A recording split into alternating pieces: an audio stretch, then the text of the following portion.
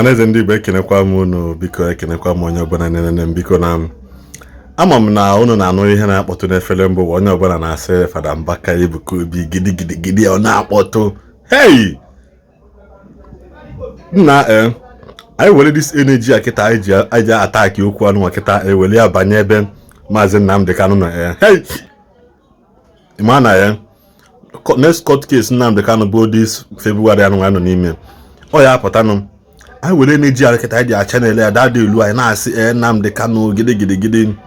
Ọ ya apụtago. Mana that's not the reason why I'm here. The reason why I'm here is gịnị? Enwe m okwu na-atọ nche drop maka okwu anụ nwa na. Okwu na-atọ moye no biko na gee m ntị. Ka mụ na gị na-abụga na Bible. Bible si na in Genesis chapter 31 verse 24. Ọ sị gịnị? And God has come to Laban in a dream by night and said to him, be careful that you spoke to Jacob, neither good nor bad. What's again? God has to appear to Laban by night. We don't need my story Laban. Or even I go by be a man he Laban na Jacob. Obulu magene. Laban bụ onye ekwe. Laban ekwe. Mana gịnị me? Ihe nji esi ka mbido okwu like this bụ na I'm heading somewhere ogekwa na m ntị. Ihe nji me ikwulu okwu maka Ebuka Obi na Fada Mbaka. Evangelist Ebuka Obi Zion Ministry na Mbaka nke Adoration. I've so many lashes against Fada Mbaka. For so many lashes against Evangelist Ebuka Obi. Mana now you as only need to know kwa. You as only need to know kwa. Hey. Genesis chapter 31 verse 24 verse again.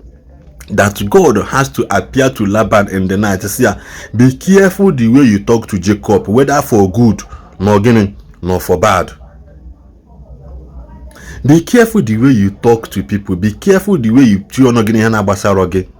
Because again, in our teaching today in our church, Pastor there are some individuals who be a nation.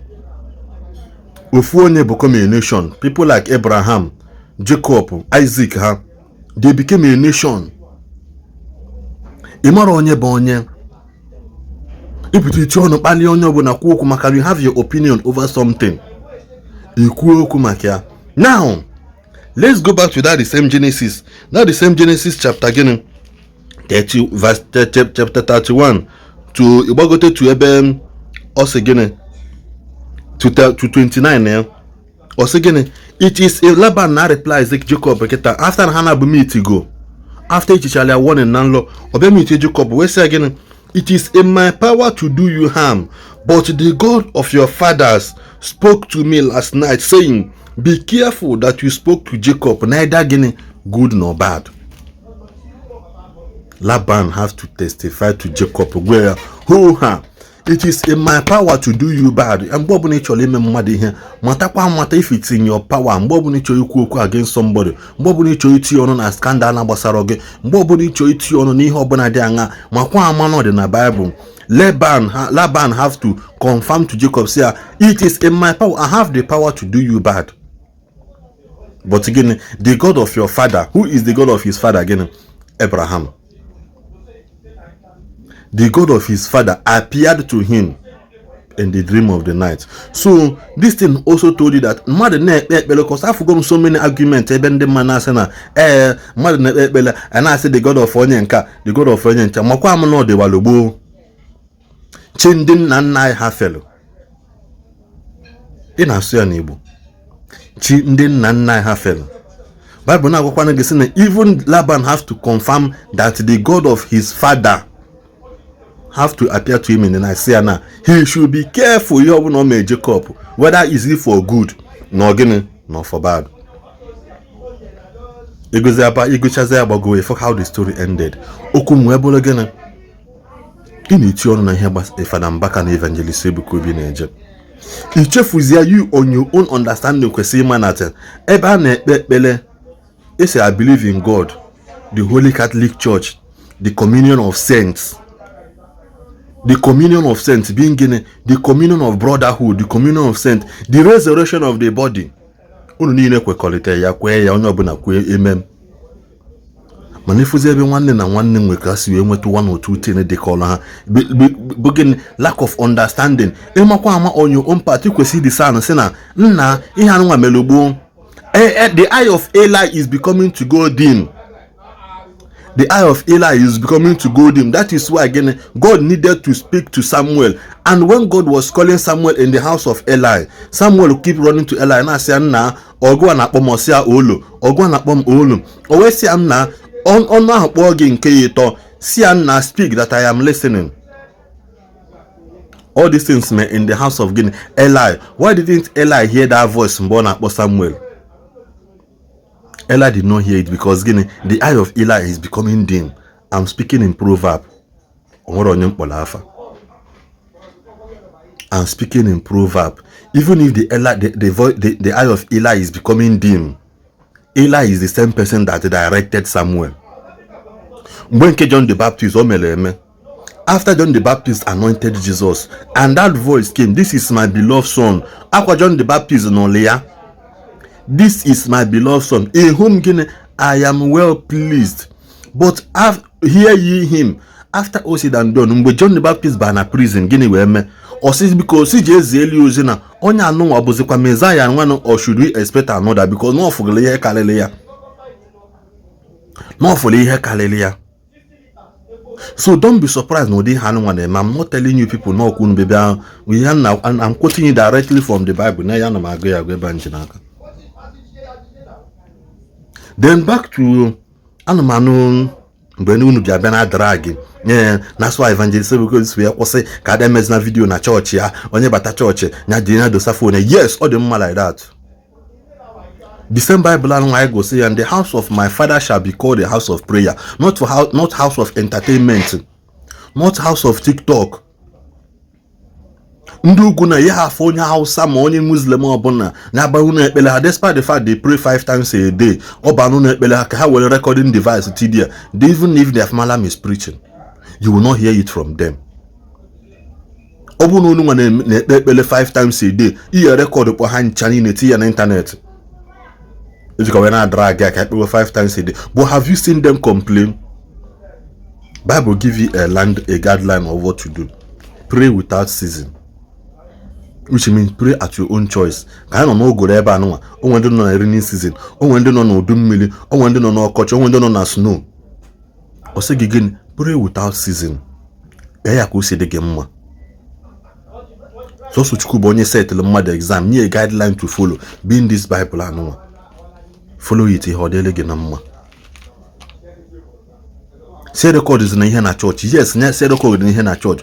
Even you, obone my in me. Mbe John the Baptist got his revelation in the book of Revelation. Also, come up here. Write all these things down, which I'm about to show you. Write them down. Or see here again. Or see here type it down. Neither did God told him to video it down or record it down. Also, write them down. That's why you there. Ina agoya. Mgbe Chukwu biri Moses 10 commandment edeli edebi ya Moses record why about civilization but as onye ọbụla amazi ihe ọ na-eme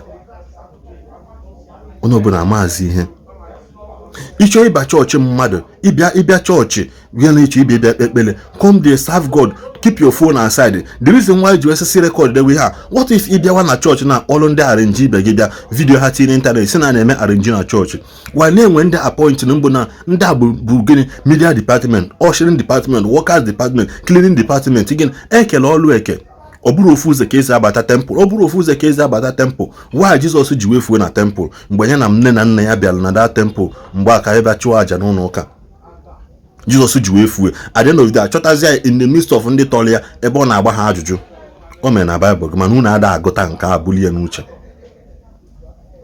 oburu ofu ụzọ ka esi abata n'ụlọ ụka mgbe Peter chọrọ ime mgbe Peter hiluru nwoke no na beautiful gate. Bible says and the man was at the beautiful gate, so which means oburu also that gate no there oburu also that gate. Bible would have mentioned not the only gate but not for a beautiful gate, which means there are other gates. about assist imagine video na church una turn why upside down the same one na asị na turn why upside down bụkwa na unu ụka da the GO ọhọ na-eme live ị na-afụ any member wolu phone na record kwa the same thing ọ na-ekwu no mana abata na church so unu follow due process everything with organization I want to make video record don't be here just say don't do video near private property. Despite the fact na na-aga ụzọ ahụ aga na okwu niile na-aga ya ịchọ iburu kamera ka ise n'ụzọ asị gị mba na nke a bụ government property don't video this thing go and take permission from here adịkwa aware na nọ here ịbịa na airport you cannot make camera you cannot fly drone there because gịnị all those people enwe ebe a na-akpọ restricted areas ịmahụ na-enwe ebe a na-akpọkwa restricted area na church ka maka na Jizọs bịa nwụọ ịmahụ na-enwe ebe a na-akpọ Holy of Holies ịmahụ na efe onye nchụaja na-eyi it was specifically designed which color na-adị na ya each color ka ihe ọpụta how many tribes nọ na Israel all those things one thing signify those things mana mba ekwuchi ọbụla okwu makwa na ihe unu na-eme hapụkwa na evangelist Ebuka Obi na Fada Mbaka ka ha sị ga akpọgha ka ha mee gịnị sị ga akpọgwa n'ọdụ wakwara gboo. John the Baptist will still go and ask question, is this the Messiah or should we expect another?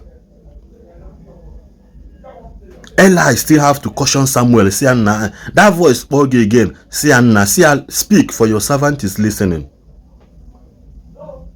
And then mmadụ nwezi nkodola anya onye gwara na-ebi ndụ eze onye agwana because you have the power, because you have power to talk on social media, because you have power to correct. It's never in your position to correct any man of God because you don't have it. It's not in your office to do so. It's not in your office to do so, to correct any man of God, be you who. You have the power to share your own will. You have the power to remain in that gathering or not. You have the power again. Also again, I have given you again life and death, but again, I prefer you to choose life. Choose you this day, Joshua. Joshua said, choose you this day the God whom you will again serve. Because as for me, because oburota atakome hanu abido. Kai kpacharu no nwa ya anya o. Kai kpacharu no nwa ya anya. Happen evangelist Ebuka Obi na Fada Mbaka. Fada Mbaka decided to go up and down na togaya. Obura afa gi ka eji alolo, afa ga aburo Chukwu, afa ga aburo Jesus, nke o ji abu Jesus Christ. Let him that can kill the body and soul be the person to judge them, because afa ha ka eji alolo, afa ha ka ha na abuji eme operate in their own dispensation.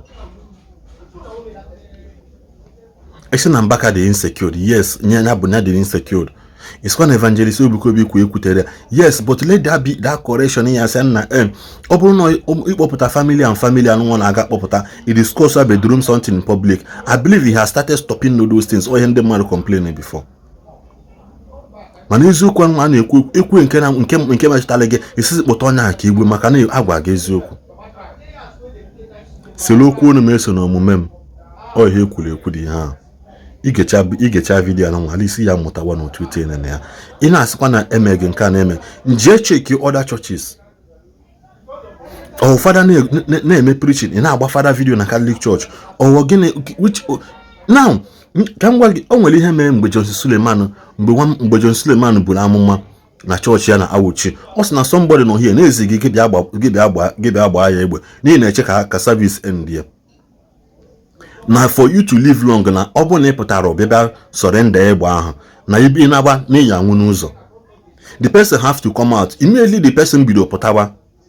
Or say all the whole church members, everybody should sit down. The only person permitted to walk is that person now. Immediately bido pụtawa, camera went off. Obulugo a find you on one nego nwoke find you on into that kind of mess being used by devil. Camera go see no one in. How will you feel? Camera go see no one in. How would you feel? Have you ever think of how did the family of Judas Iscariot, or what happened to them? How did they feel after they discovered that no like Jesus? Now another one, men are dunamis. Become a member of dunamis. One man surrender his life to God. In the process of asking questions, one occultic guy but he decided to give his life to God. That the camera was only showing his back. Imagine an under on a church after you and on a church for ya, but only knows outsiders did not see the person. Again, issue of privacy. Ne that man, ne testimony in a church, Makahe Chukumelia, Kachusu deliver, all the child testimony church post to online. If we are go see, police people started looking for that man, again, a mistake from the media department. Obuno, have you ever considered if you fail into that category, how would you feel? Let there be orderliness in the house of God. They start with me and you. Say they will destroy the Bible without burning it. Bible ago. But all these things are written down. Once again, it has been written down in the tablets of your heart.